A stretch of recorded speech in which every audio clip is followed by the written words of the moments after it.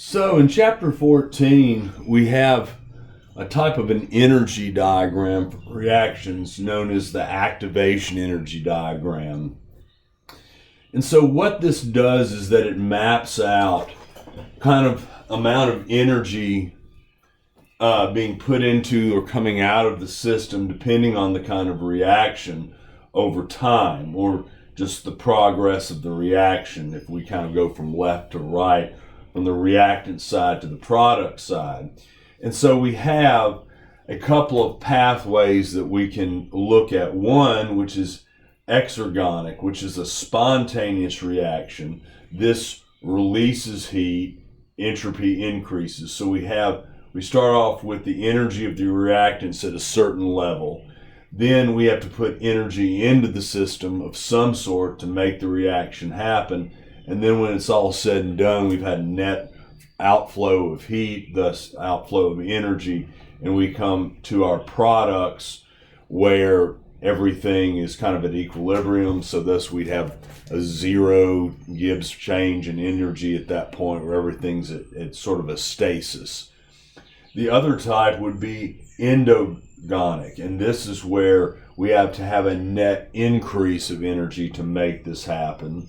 And so in this, whereas in the case of the exergonic, we are having a loss of Gibbs free energy from reactants to product point, we have a net gain of Gibbs free energy from the product side, or reactant side to the product side. So basically the hump right here that is from the point of the reactants to its peak is known as the activation energy. So we're at what we would call the transition point when we're at the top of the curve.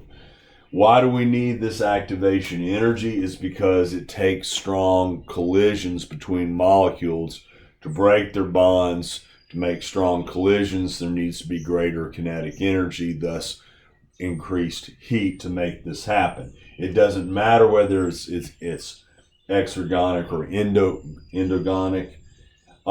We have to add activation energy relative to the energy states that the system is at when the reaction begins. So basically, this is a map in the energy of the system as it begins on the reactants and finally ends at products at some sort of stasis. Now, what we'll be getting into in a later video is what do we have when there are actually multiple steps to get from reactant to final product side. You will see a more complex map, and that is where we are dealing with what are called intermediates. We'll be getting into that very soon. So the final thing that I wanted to address here was, what if we add a catalyst? The whole point of a catalyst is to lower the activation energy needed to make the reaction happen. It doesn't necessarily, do any other kind of magic. By lowering the energy, we can increase the reaction rate constant. So basically, when we lower activation energy, we're increasing our K, so to speak, if you were looking at a rate order law.